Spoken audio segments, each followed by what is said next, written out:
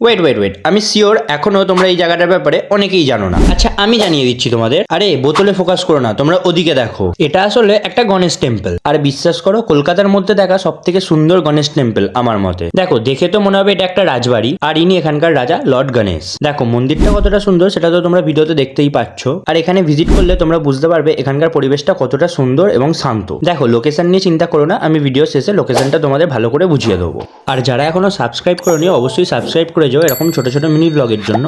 দেখো আমার মতে তো তোমাদের একবার এখানে অবশ্যই ভিজিট করা উচিত। আর যারা যারা ভিজিট করেছো তো কমেন্ট বক্সে জানিয়ে যাও কেমন লেগেছে।